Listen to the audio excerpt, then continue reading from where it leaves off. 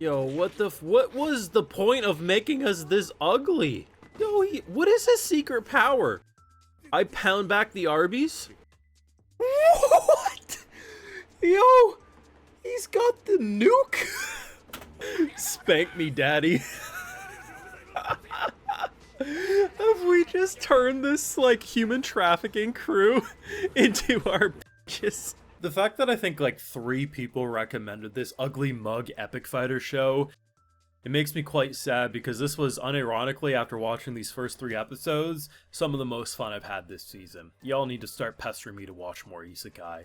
Drop a like, share your support. Subscribe if you're new around to your Patrons where you catch my full live reactions to every single episode. No idea if this will be a YouTube show or not, but you bet your sweet ass I'm going to be watching it over there. So, I knew of the concept of the show. Butt-ass ugly bastard guy goes to Isekai realm. I just assumed the butt of the joke was that damn he ugly. I don't know why he was ugly, but he was ugly. Surprisingly, better intro hook than I thought. So essentially, dude started off as a pretty ugly bastard in his normal life. Got falsely accused by this shitty woman. Think that woman's coming back into play. We'll talk about that in a bit. Essentially, you know, his life was pretty shit, and he was ready to end it all, and he clicked on some pop-ups, and the pop-ups like, hey, you want to come to Isekai Realm? And he did. And him being who he was like, hey, I'm just gonna make my ugly character, right? Like, as ugly as it can, because you have, like, an attractive meter. So this is before he actually gets, like, summoned in, right? Like, he's essentially in a character creator screen. And he makes it like negative whatever. It's ridiculous. And because he made it so negative, he has all these extra stat bonus. So the more ugly you make your character, the more you could put it into stamina, health, all this other stuff. And while he didn't initially have time to put all of his billions or trillions worth of stat points in, he made like a bunch of conditions. Like, he basically made the worst build known to man. If he's touched by a girl, negative 10% health.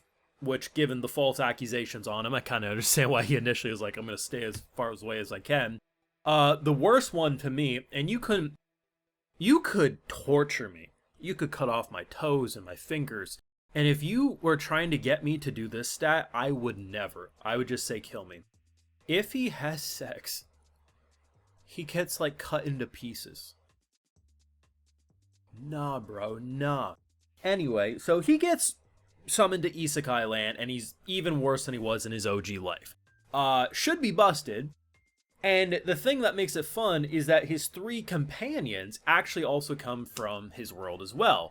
And based on what they're implying, they all have a connection to him as well. So the main, like, hero of the group, right, who ends up essentially becoming the leader, was actually this, like, businessman who actually worked with our MC, who was a salesman in his OG life, and that actually propelled him into being this amazing businessman. And while he failed miserably later on, you know, he actually felt a great debt for this guy.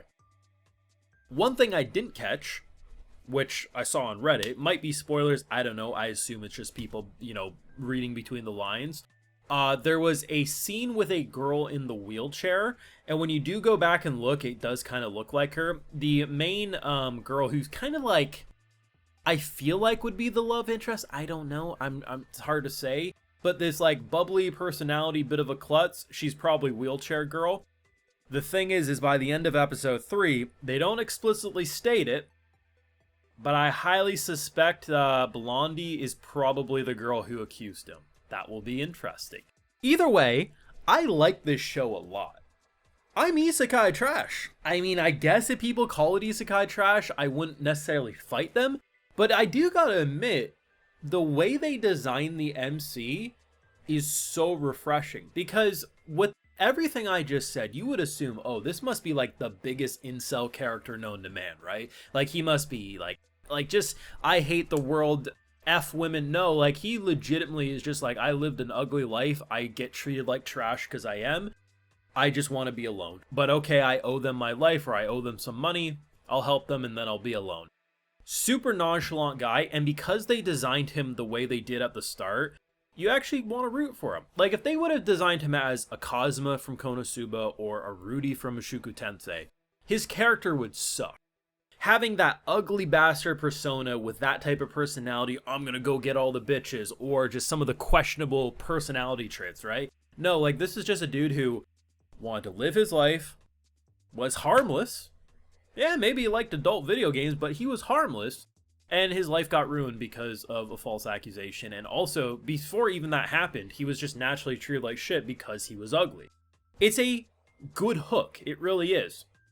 And they obviously have a lot of fun with the OP-ness. Because at first, he should be God. And that's what he ends up becoming, right? But he didn't have time to put all of his stats in before he got summoned. So he, was getting his shit pushed in. But because he had this, EXP modifier, times 10,000, he killed one goblin and went to, level 61. And then, after his stats were all there, it's just great. And I like the little gimmicks, because here's the thing. You have this often with Isekai.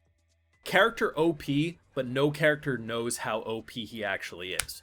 How are they so stupid? Well, here's the thing. In the case of their leader, right, who's a really good guy, I really like him, and in episode 2, you really get a sense of who he is as a person, and how he, forces himself not to get poisoned as this guy is basically trying to sell them off as slaves. And you see his, super, cool form. At one point, Fatty over here picks his nose, flicks a booger, and, blows apart a wall. And naturally, he's like, holy shit, did I do that? He's already in an overpowered form. It kind of makes sense that he assumes that, yeah, that happened. And I like the idea of him being like, I'm going to be this guy's shield. At some point, I'm going to run away. I'm going to do my own thing. But in the meantime, I'm going to be the shield. He'll be the sword. And he is quite strong. And it kind of gave me, a weird version of King Arthur and Merlin, right? You know, without Merlin's help, King Arthur couldn't do a lot of what he did. But King Arthur was still a very competent king. That's kind of what it feels like, just in a more comedic twist. And I like it. I don't know, man. Here's the thing.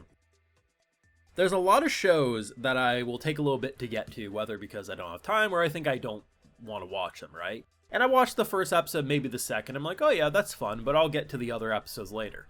I watched these 3 episodes back to back, and I don't do that really often anymore because I get distracted. It's like ADHD, where I have to focus on different things in order to keep my attention, right? If I would have had 12 episodes of this, it's 90% likely I would have watched 12 episodes in a row. I really like it.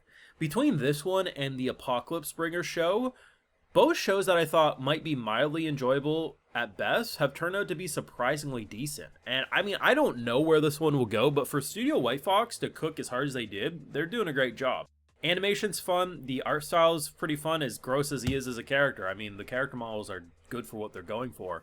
My favorite thing is actually the backdrops and the color palette. It kind of reminds me of the show Dungeon People in terms of how bright and poppy it is. Very colorful, very fun, and to be honest, I like the characters. I mean, the whole time I'm skeptical who's going to betray him, right? Because that's the thing. You start off with false accusations. I'm like, this girl's going to betray us. And over time, I'm like, okay, I'm trusting more and more and more. And obviously, the show wants you to be skeptical because of how everything started. And by the end of episode 3, if they are going that this girl was his accuser, it will be very interesting what they do. Because seemingly, that girl did it to more than just him and ruined her life in the process. So I'm interested to see what they'll do. And if there will be any sort of forgiveness arc, or if he'll just keep his distance. I don't know. But either way, I'm liking the characters top to bottom. They're fun, they're different, and honestly, this show isn't what you expect. The ugly bastard escaped the hentai tag and decided to join up in an isekai, and to be honest, it's pretty fantastic. Let me know your thoughts down below. What have you been thinking of this show? If you've been watching it since the start, or maybe you checked it out recently like me, let me know. Drop a like, show your support, subscribe if you're new around here, and Patreon is where you'll catch my full live reactions and other exclusives, like, hey, I give video shoutouts to all my patrons. So today we got Drift, Gutter Snipe, Simulcrum, Troy, and we also have Riku Matsu. So I appreciate the support, everyone. Please take care. Let me know if you want more videos on this one. Have a good one.